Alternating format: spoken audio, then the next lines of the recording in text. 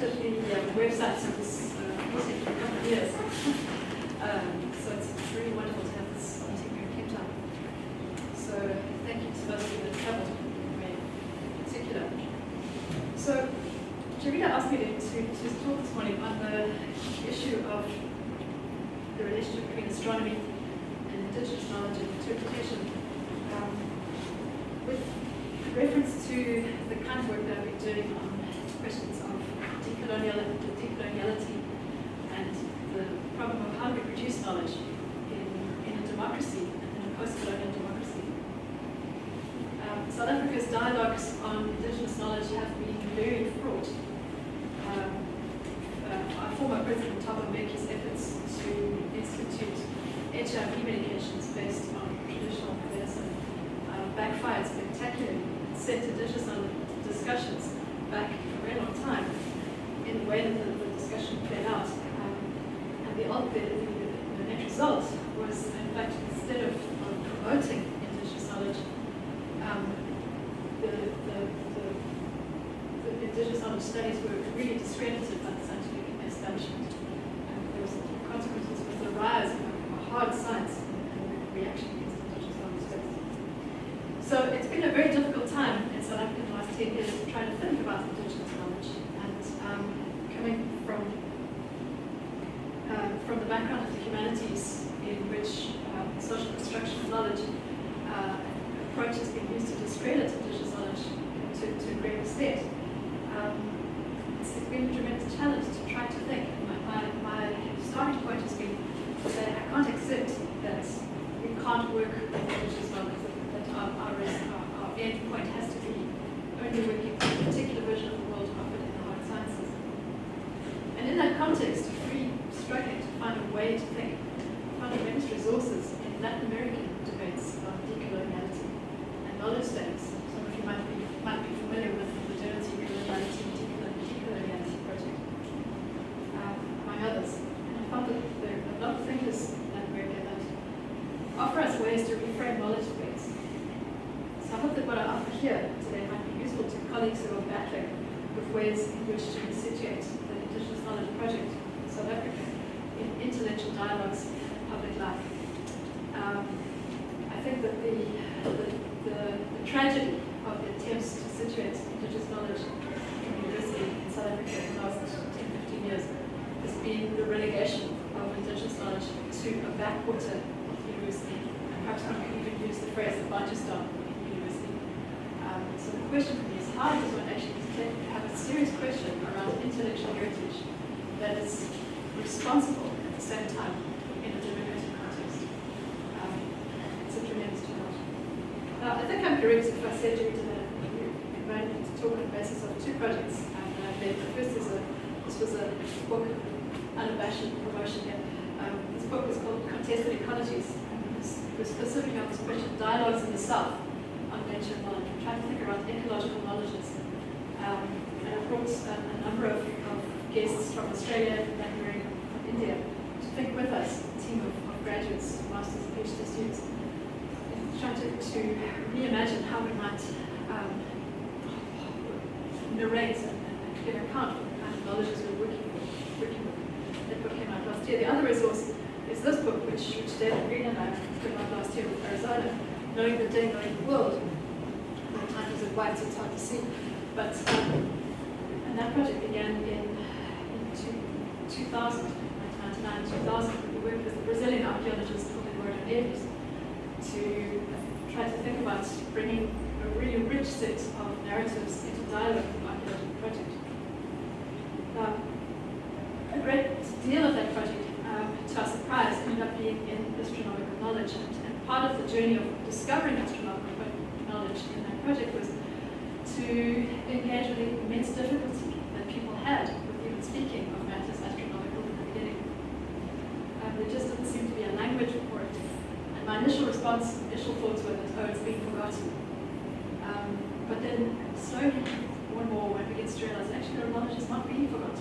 It's just very difficult to talk about because it's very deeply embedded in beliefs that have been discredited both by the rise of rationality-based education, particular version of rationality, and by a particular version of Christianity that wanted to discredit the shamans. So David and I worked on that for quite a few years, and it was a multi-year project in which David sat and translated thousands and thousands of minutes of stories. And we looked at then Professor Tony Farrell in the planetarium downtown to try to locate the constellations literally from the stories that we told, trying to match them and trying to work out.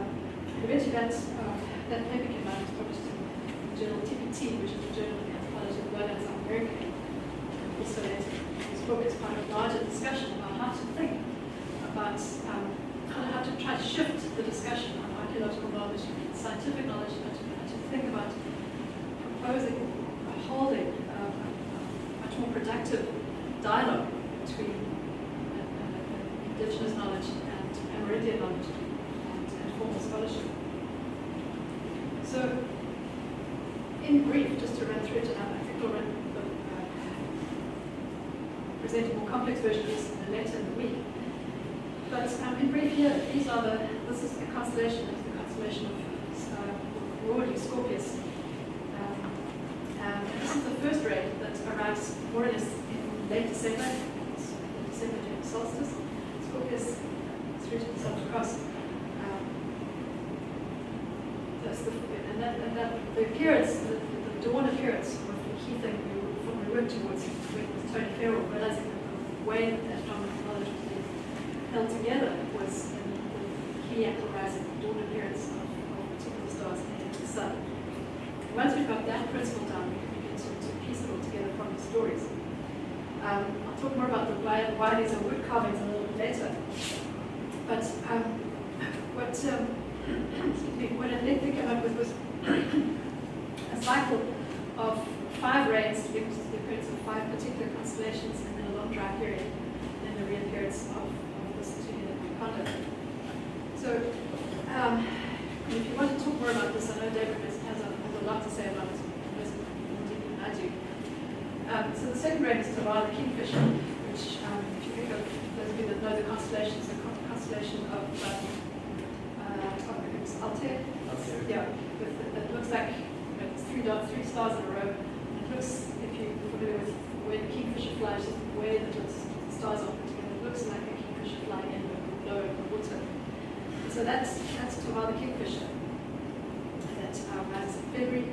And thirdly, there's Wachi, 4 dots in a square with another dot in the middle, Pegasus. And at the bottom there's the picture of the woodcarver, with Manuel Antonio de Santos. And then there's a very complex set of things that's going on in April, May into June. Kasugri turrets, which means turrets, is the 4th rain, very, very heavy rain. I'd never expected to rain anything like that in my life. Cape Union Mart's best jacket did not last. So the Kasugri season begins with Kasugri, the older brother, which is represented in this particular carving.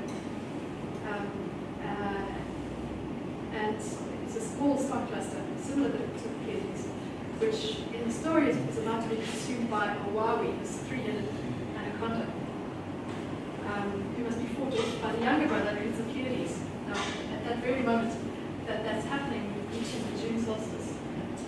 The shift in the sky, the sun moving back in the other direction, is completely tied up in this narrative.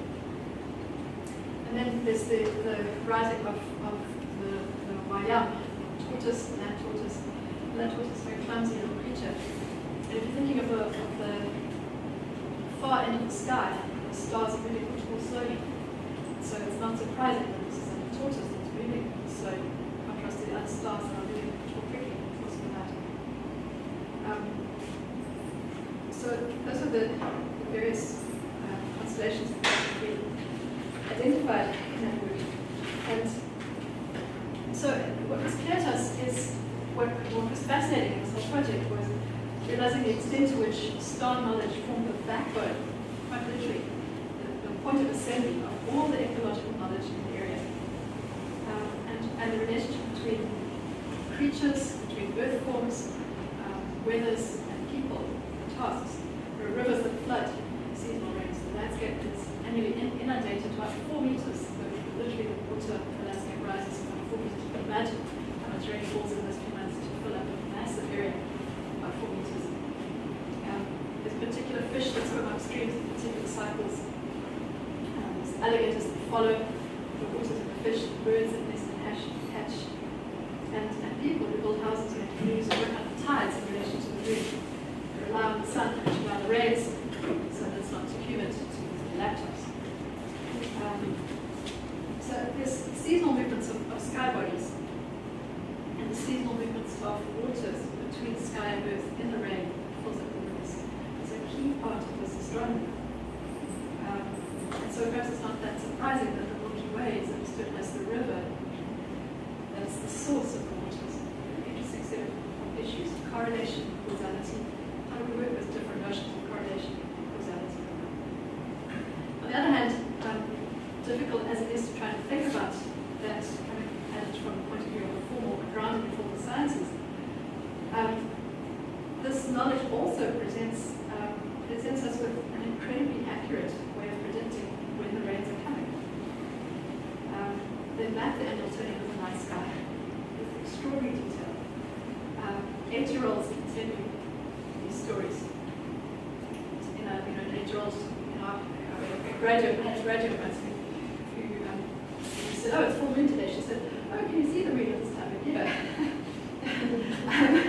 And the kind of astronomical knowledge that children learn in that area is quite surprising and remarkable. And so, in the beginning, I began to try to make an argument that was really an epistemological argument, to try to argue that this polyper star knowledge was so accurate that we needed to work with its particular epistemology. So it was an epistemological argument. How do we produce knowledge about the world? And I wrote an early paper that tried to work with that point for point. So here's an accurate assertion, here's an accurate assertion, here's an accurate assertion. But of course, that fell apart when it came to a problem of, well, is this ultimately about belief? Is the shaman causing the rains? Is the rain in? How do you understand the relationship between the shaman and the rains ultimately? And so my epistemological approach fell apart. So it was back to the drawing board. And I think rightly that paper has been quite criticized. And we began to try to think a little bit more complexity. I'm not going to go down the track of thinking about how the next paper arose. But I do want to start to use that experience of reflecting on two problems, trying to think about astronomical knowledge, different rationalities, and the challenges of epistemology. And as I said, epistemology offers us two particular positions. And the first, I want to trouble them both. So I want to trouble this relationship that's conventionally offered to us between indigenous knowledge and science. But I want to trouble it not to trash an approach, but to try to think in new kinds of ways. And the first approach is really a multiculturalist approach, very familiar with to all of us, where, in so many ways, astronomy is the perfect resource for having a multiculturalist discussion that promotes tolerance about the world, promotes cosmopolitanism. It's a wonderful resource. All of us can see the stars, the sun, and the moon. They're with us all around the world, the stars in the night sky, even if we constellate them differently. And it's fascinating. It's a perfect Rorschach test to see what people see when they join the dots. I remember an airline pilot talking about the Big Dipper as a shopping trolley. Well, not that surprising, given that he was driving a very big bus in the sky with a sky ball from the Pacific duty-free. Greek sky watchers saw scorpions and lions and water carriers. Amazonian sky watchers see anacondas and turtles and kingfishers. And the sand saw giraffes, and they saw in the Milky Way, not the river that the Amazonians see, but they saw a beautiful line of ash that had been thrown from a fire by a girl at night into the night sky. And so it's a matter of fascination to ask one another, what do you see when you look up there? It encapsulates the possibilities for receiving and welcoming different cultural accounts of the world. Culture gives us different symbols, different constructions of reality. And yet that multiculturalist argument also has tremendous limitations. It leaves us ultimately in a position of celebrating poetic customs, and exotic perceptions of true nature that only science knows. And where this paradigm is dominant, any ethno-knowledge studies of any kind, whether ethno-astronomy or ethno-archaeology or even, one person gets ethno-veterinary medicine, any one of those risks rendering others' knowledges as perception, belief, and culture, while the science of astronomy retains the status of fact, truth, and nature. In short, this multiculturalist argument presents great difficulties for an Indigenous knowledge project that wants to decolonize the university, because in the very moment that it acquires the status of cultural knowledge, it sits in a troubled relationship with science, which knows nature. And that relationship derives from the history of science itself.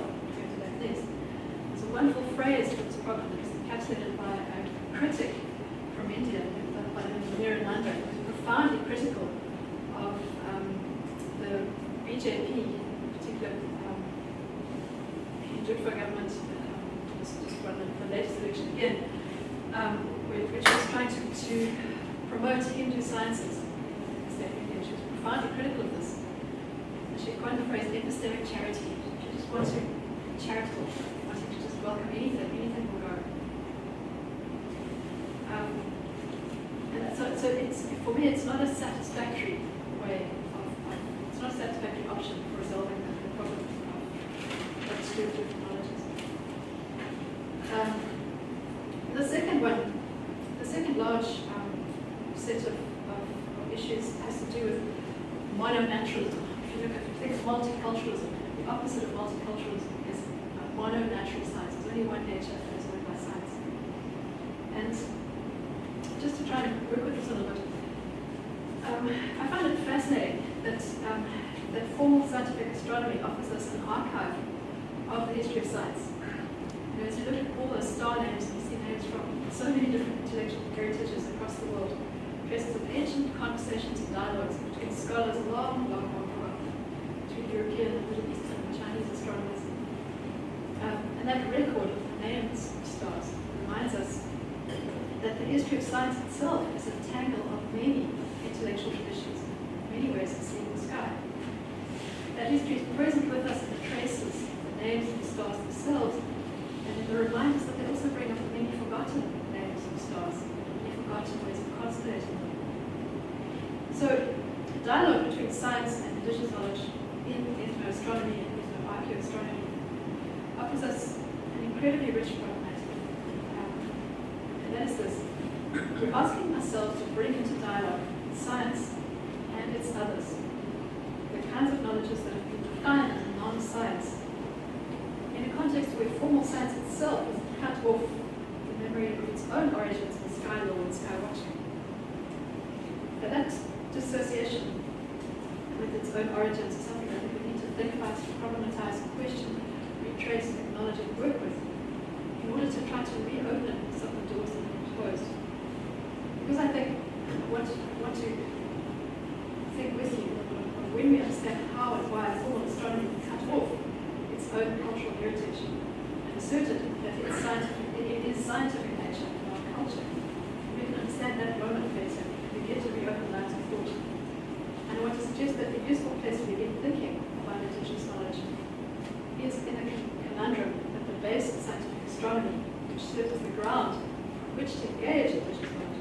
It's a very complex history of engaging different astronomical knowledges. The Belgian philosopher of science, Isabel Stegers, himself as a chemist by training, has published books with many leading scientists, including the Nobel Prize winner in chemistry, and previously. She reminds us that what we call Western science is something that was founded amid the smoke of the burning of witches. Naming as witches the women who sought to nurture life in ways that were more closely tied to paganism than either Christianity or the emerging science. The rise of modern science focused on extracting causal relationships that could be harnessed in support of industry, and that Europe advanced its own indigenous knowledge and learned its original practitioners. And among other things, this helps us to begin to open one huge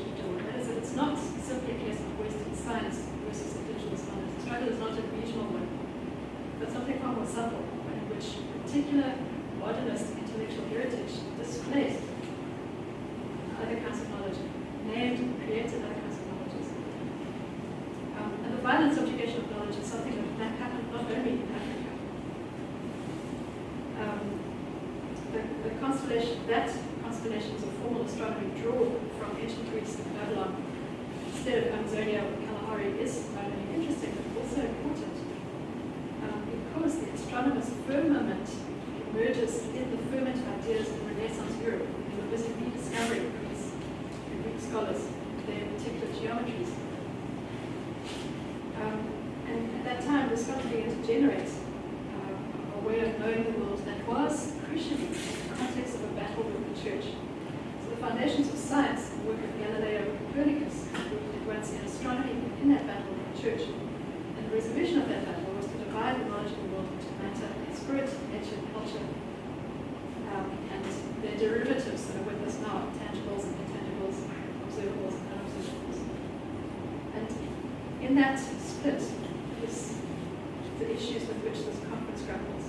What I'm suggesting is that the very idea of indigenous knowledge arises at a very particular moment in Western thought.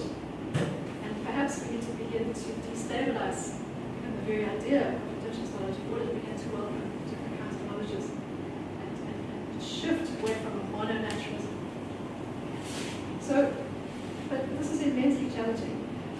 And for a scholar such as myself who's tax-paid, funded by taxpayer money, I feel a tremendous sense of responsibility in a democracy like ours to be part of a project that both responds to the question of indigenous knowledge, but also to work with this question of seriously of how do we invent knowledge.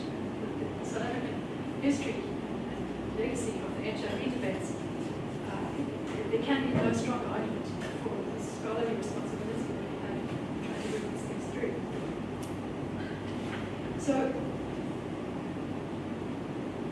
So right in that very moment where Galileo and Copernicus are fighting with the church, are saying we are not heretics, they divide matter from spirit. The world then becomes a singular nature that can be known only through observables, and culture, the unobservable spirit, theology, is split off. And at the same time, claims to different knowledge become loose. This rise of European universalism is profoundly problematic. And as Bruno Latour notes in a paper, Whose Cosmos and Which Politics, where there's only one nature, the intellectual task becomes that of epistemological policing. So, on one hand, the indigenous knowledge debate struggles with the problem of epistemic charity, tolerance. Who wants to be tolerated? This little thing is, she also describes it as the curse of tolerance. To be tolerated is a curse. One is welcome, but one is not welcome. That is toleration. So on the one hand, you've got epistemic charity, a welcome that you can have your customs palates, but we'll still have our true nature. And on the other hand, you've got a version of nature that says there's only one nature, and we need to police that viciously. Not viciously is the wrong word, but we need to police it vigorously. For particular reasons, we need to build democracy. We need to be able to know how to agree. And yet, I can't accept either position. I can't accept, if I go back to the epistemic charity and the tolerance position, I can't accept the position that all knowledges are beliefs and it's up to you to believe what you want. It's the position of pure relativism. I can't accept that we are incapable of providing reliable knowledge, nor can I accept that in the very moment in which universities begin to open their doors to different knowledges, we say, well, actually, there's no more knowledge. And I don't think, in the wake of the HIV debate, that any South African university would propound a position like that. Although you see that position arising quite recently in some of the science studies projects. I'm a very fan of science studies, but it's going to be good science studies. The other problem is, the other argument is that there are some knowledges that have there's some knowledges, some additional knowledges that they've got beliefs attached to them, but they've got a core knowledge, and we just need to strip out the core of the knowledge and work with that base throughout the rest. Well, to that, I can only quote the post-colonial philosopher, playwright Emile Césaire, who wrote Shakespeare's Tempest, where he has African Caliban challenging European merchant Prospero to take off Shakespeare's Tempest. And his Caliban says, I taught you the trees, the fruits, the birds, the seasons, and now I'm going to give a damn. Caliban the animal, Caliban the slave. I know that story. Once you squeeze the juice from the orange, you toss the rind away. Extract, take out what doesn't work for you. And the problem of that kind of epistemological policing approach to indigenous knowledge, that we will decide what is true and what is not, is that it avoids recognition that it is imposing a very particular historical view of nature. The earth, in its view, is dead. The relations that matter in the world, the relations that make up the world, are the causal ones. The science is in the service of identifying causality that can be put to use in the knowledge economy, industrial economy, to understand causality, harness it, work with it. But what happens if we allow other kinds of concerns, other than those of the knowledge economy, to frame our reasons for having knowledge and for making knowledge of the world? What if our reason for using knowledge was not to identify causalities that we could use and harness, but how to nurture, how to grow, how to build? And this debate in philosophy of science, which comes particularly from the work of the Stegers, helps us to recognize that the reason we want to know, the context of our time in which we want to know, the big questions that have us define what it is to know, are what frames our sciences in particular kinds of ways. And in that insight is something I find tremendously useful, because at that moment we are no longer in range of the impossible conundrums of epistemology. We're into the terrain of thinking about the possibility that in fact there can be multiple natures, multiple accounts of the nature of the world, that we're not harnessed into a particular kind of science in the service of the knowledge economy, which is based on geometries and measurements, and positions and accuracy. But perhaps it's possible to think about an ontology that offers us something different. Now, different versions of nature might sound to some as examples of impossible as alien abductions. But I want to assure you that I'm not going away with alien abductions. And I want to try to sketch a way of making the world that is not all exotic or alien. In fact, I think is quite eminently reasonable. To do that, I want to go back to that particle astronomy. Now, while we were working in the area, it was a fantastically wonderful project of environmentalists and botanists who were collecting and mapping polyco-ecological knowledge. And it was fascinating to see this extraordinary mapping project. I'm sure you've seen this geographic information system-based assemblages of religious knowledge that have been done all over wonderful resources. And yet, as we were working, it became more and more apparent to us that if you were just going to collect indigenous ecological knowledge on a map, we're going to miss the stars altogether, because the sky simply is not on the map. The technology for ascending the nature excluded the sky. So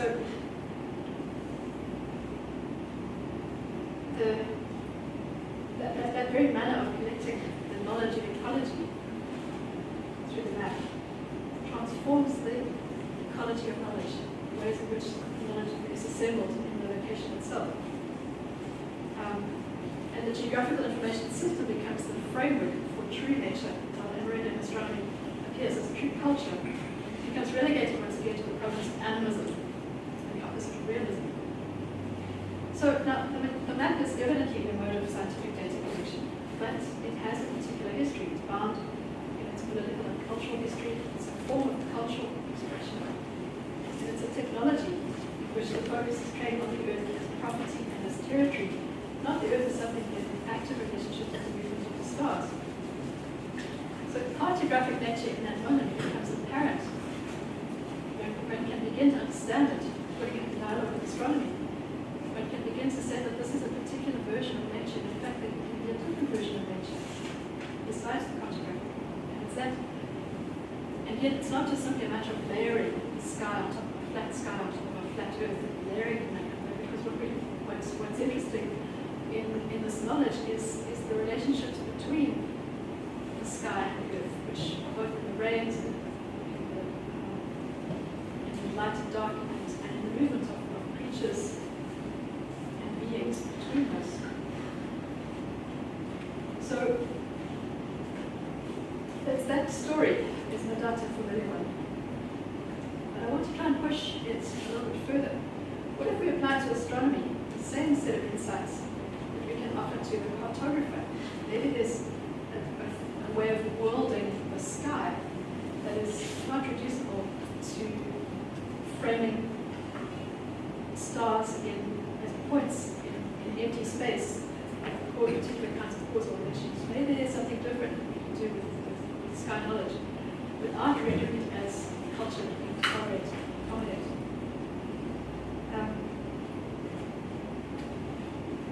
Now, one of the central questions, or struggles we had right at the beginning, was that whenever we asked people to draw a particular constellation, we met with unusable drawings.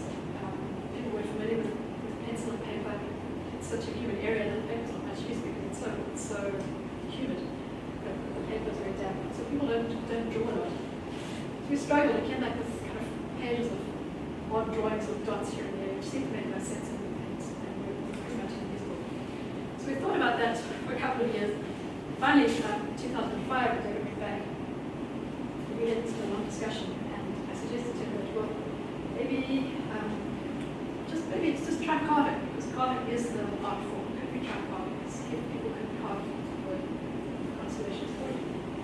And surprise, surprise, the story emerged, well, yeah, actually, carvings of constellations are not only doable, but they have been done for a very long time, and they were simply part of the first terms, and they become benches that people would sit on, and as you sit on that bench, you take on the spirit of that constellation that is coming to you, and it's part of really rich cosmological seasonal cycle rituals.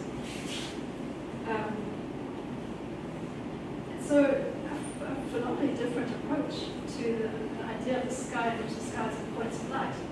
These are constellations carvings of not only three-dimensional constellations, but actual beings. It's hard to work with that in the universe. How do you begin to allow that to make sense? How do you begin to refuse relegating that to animism all over again as the opposite of science, great cultural customs? So,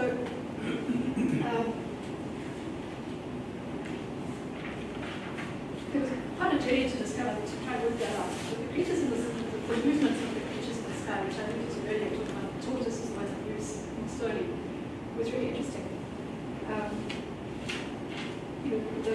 Quite a couple of these creatures are snakes, and indeed, there's a long story attached to that, where creatures can change form. That's another discussion. But generally, the river in the sky is also an anaconda, which moves like an anaconda in the course of the year, because it literally snakes across the sky. So there's a way of thinking about the creatures in the sky as making trails, as moving, as leaping. So the sky, gradually we begin to realize that the sky is not a grid made of planes in which you find points of light that we can constellate as very objects, but not planes, but a set of trails. Trails of creatures, pathways, flows, water, tracks that spoke of riding, swimming, whirling, falling, coursing, flying. It's a world, in short, that's made of movements rather than geometric planes. It's a world that we can inhabit rather than a three-dimensional space that we can map to point-based pictures, plane-based geometries. So the sky then reflects a world that is alive because of the creatures that inhabit it. The world is made of creatures, plants, and landforms that crucially respond to one another. A wise hunter or a farmer or a fisher, what they learn as they learn to farm, fish, or hunt, is that in the jungle, the forest, and the rivers, survival requires being able to understand and predict the behavior of those around you. You've got to read the signs that indicate presences that you cannot see, unobservables. In order to do all of that, survive the presences of the creatures around you, seen and unseen, you need to understand how different bodies are going to respond to the world. A jaguar is going to respond to you and to the creatures around it in a particular way. If you understand how a jaguar is going to behave, you've got a better chance of surviving. Habits need to think like a jaguar. And what we're trying to do as we get to work with that is what a colleague of Phil at Buenos de Castro is called Amerindian perspectivism. The idea that all creatures have got particular perspectives on the world that come from particular bodies and bodily needs and abilities of them. So not only can a jaguar, like a snake, do different things in the world, but the effects of the world are different. And in order to survive in the world like that, you need to understand their thoughts and their responses. You need to, in other words, in order to survive and live well in the cosmos, you need to want to think with the forest, with the predators, with the plants. It's interesting to see more and more sciences of sentience that speak of the capacities of the plants to respond to the world around them. Different kind of science asks different questions. All sorts of studies that I'm thinking about animal sentience, ways in which different animals respond to the world around them. Well, that's beginning to generate a kind of a science that wants to think, how is a creature thinking rather than just seeing a creature as an object in the landscape. So in other words, in this Amerindian perspective, there is no singular nature, no European universal, where the world is what it is and we're just going to get by. The world is made by interacting, responding creatures. Your capacity to survive is your response ability, your ability to respond. And here's the title of that book, which was, I lost my place in my PowerPoint. The title of our book was Knowing the Day, Knowing the World, because the phrase which people use routinely, if I heard it 5 times a day, that was not unusual. The phrase that people use to describe what it means to be what we might call a mensch or a good person, good guy, is someone who yaks and parkers, someone who knows the world. Because to know the world is to understand what's going to happen next, to understand the relationships. In other words, the world is not just made of empty space, geometrical planes, and objects. It's not just matter, essential space and time. It's a way of knowing the world that is about, crucially about understanding the way different creatures understand the world and respond to it. And I think what I want to try to conclude with is this conference is taking place in a moment of profound cosmological significance. The idea of ours as the Anthropocene, climate change, problematizes the cosmology of modernity as industrial development. Problematizes the idea that the Earth constitutes empty space without responsibilities and relationalities. We're at a time where these cosmopolitical challenges force us to question the legacy of ideas of space, where the Earth is empty space of things that we can extract. It forces us to recognize that the ecology of our own knowledge, a particular kind of universal nature, is a central part of the troubles of our time. Back to M.A. Césaire, a lovely phrase that he put together in his book, Discourse on Colonialism. Fantastic phrase which comes to me again. Colonization is thingification, stripping away of relationalities. And in his rendering of Shakespeare's Empty Pest, he has Caliban saying, spitting at Prospero, saying, "You think the Earth is dead." And that idea, I think, pervades many indigenous knowledge treatises that frame struggles around the world. And I'm thinking here of not just small-scale indigenous activism, but I'm thinking of the Bolivian constitutions, enshrining of the rights of Mother Earth in its constitution, or thinking the Ecuadorian constitution that recognizes the rights of nature, where rivers have rights, or recognizing in New Zealand, again, an indigenous struggle to get to what a particular river rights. All of these are, I think, very significant moves, and it's a very significant moment where the the centrality of a particular account of the world, matter set in space and time, whose causal relationships we need to grasp and harness to be put into question. So the challenge for me working with Indigenous knowledge in relationship to the sciences is not, in fact, to try to match perspectives theirs to ours, but to try to ask what aspects of the real do these accounts of the cosmos bring to the fore? What accounts of the relationships to the cosmos do they present? In a time where our knowledge economy is running out of options for how to nurture the relations that give life to our planet and the relationships with earth, the sky, and the world.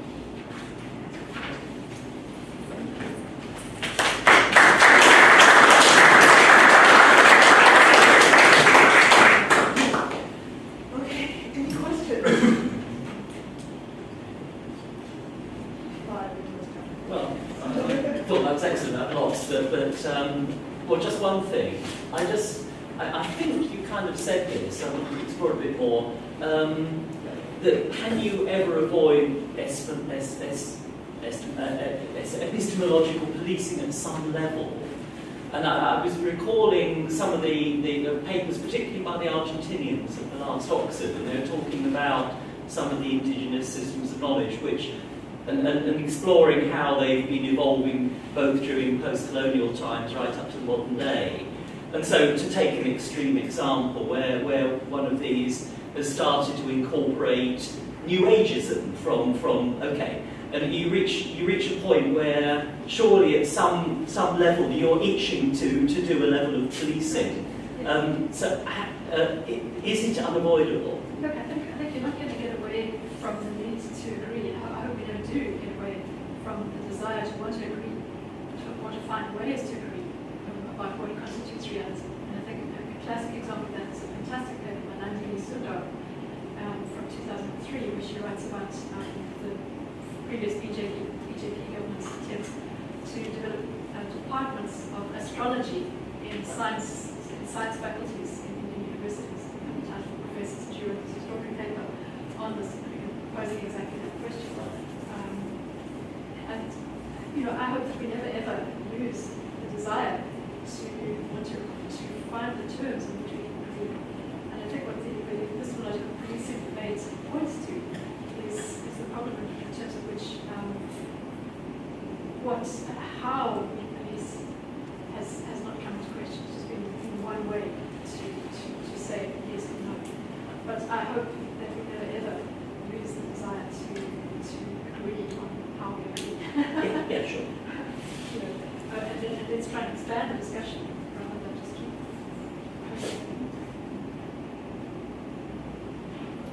So it's occurring to me that it's I don't know if I like the phrase indigenous policing, but I mean, in any society there are people who can say absurd things.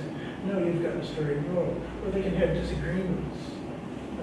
There are plenty of South American cases where there's completely contradictory stories about how the world became in the same society. So all of those arguments can take place, and people can decide somebody else is wrong. And some of that will be settled by observation. Well, I'm sorry, the last time I saw Ryan's belt, it wasn't rising there. That kind of thing. So there's a dialectic there between the two poles. Yeah. That could form two. Yeah. I think where I'm interested in trying to open up a terrain for discussion is on the question of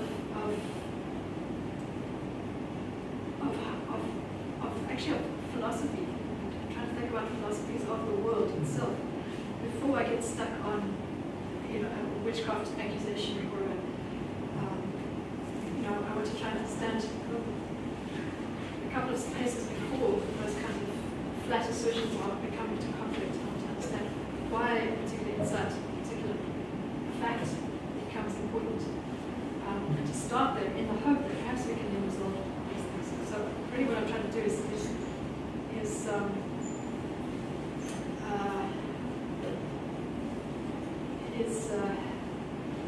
trying to, the soccer comes to mind, when it's offsides. It's going to just try to change the rule of offsides. We're going to have a couple of, bring the line back before you can score your goals for a particular team.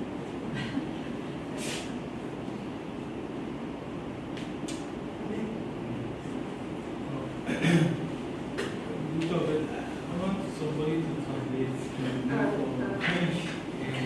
Patrice, can you Nobody give has the translation? Please speak and Patrice will translate. C'est assez intéressant. Mais j'aimerais quand même lui poser la question de savoir, en fait, au finish, est-ce qu'on peut dire qu'il y a un seul savoir, un seul type de savoir qui voyage sur des aspects particuliers? So let me start by thanking you for doing this stimulating talk. But the question is, can we understand your presentation as, or can we explore if there is a possibility of a single body of knowledge which is emerging under various forms as some of those you present in your talk? Oui, parce que en fait, si je dois donner un commentaire, là où elle parle d'épistémique de policing, est-ce que ce n'est pas la vision de l'inductionnisme qui parle d'un particularisme et qui généralise alors qu'ils sont dans l'erreur? L'erreur que, en fait, là on est dans le domaine de la logique probable. Puisque c'est probable, ça veut dire qu'il peut y avoir d'autres mondes. Okay, so when you refer to epistemic policy, isn't it to be related to inductionism? Inductionism moving from a fact to a law, while in reality we may be emitting much more like probable possibilities, probable events, or a probabilistic, if you want, interpretation of reality.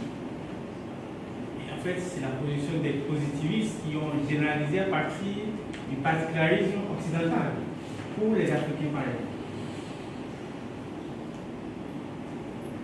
So coming back to your first fact of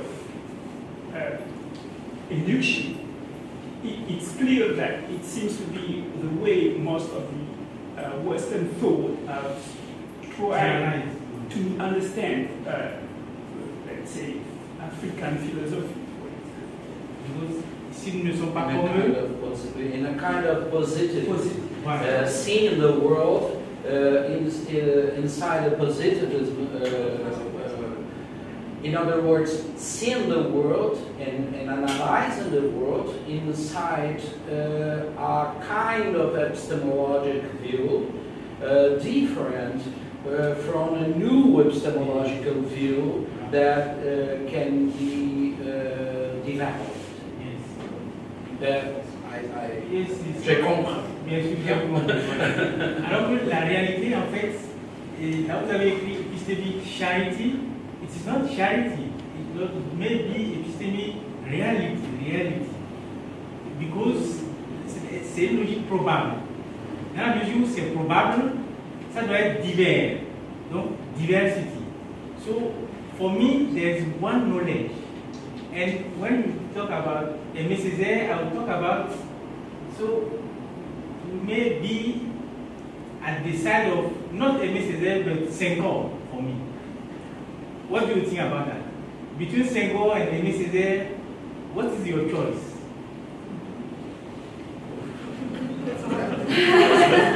That sounds like it's in that conversation. There's a wrong.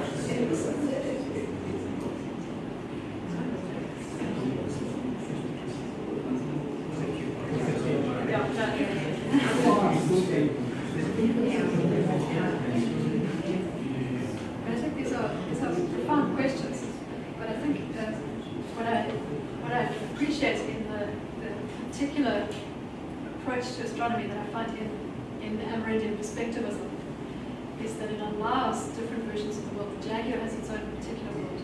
The deer has its own particular way of making the world, its own particular way of understanding the world. And to survive in that context, you we need to understand how everyone is making the world. And so in a way that it shifts us away from the requirement to impose one singular nature all the time, everybody agree all the time. So it takes it away from the only position with which to dialogue. I think that's an important move for me in trying to think through this material. But I'd love to talk further because I think it's immensely challenging. I think if I understand your point on positivism correctly, the early work that I did on astronomy, I think made a tremendous error, in a sense, a disservice to the local astronomy to reduce it to propositional knowledge. It's not a useful thing to do. I mean, I think there are some propositions that are made about it, just to reduce it to propositional knowledge is not helpful.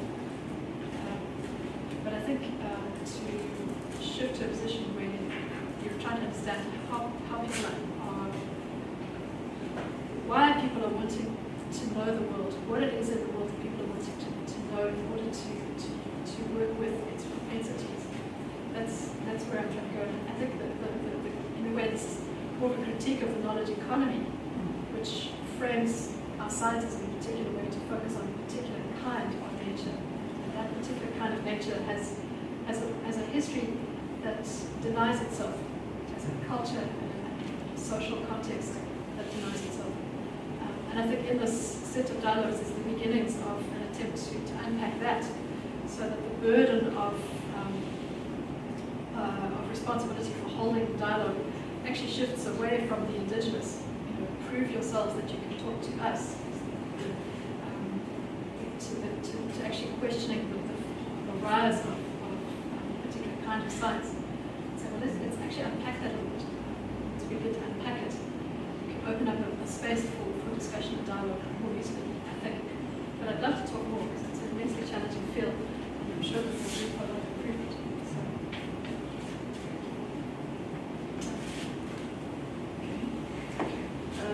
We can go ahead and have lunch now, but we can wait for another 5 minutes if there's questions. And we're not going to start until 3 o'clock after lunch because Dr. Masonga is not here, which is why I allowed her to go over again. So is there any more questions? Are you getting tired? Any more questions? I thought it was quite stimulating, and that idea of when you're working with Indigenous cultures and you're recording their science and their astronomy, how do you keep it from becoming, just as she said, Mateo, how do you keep it from becoming quaint or marginalized, right? And it's something that often when I'm writing up my research, I have to think about carefully the words that I choose so that they don't just go, oh, isn't that cute that, they're doing this. Obviously, it's wrong, right?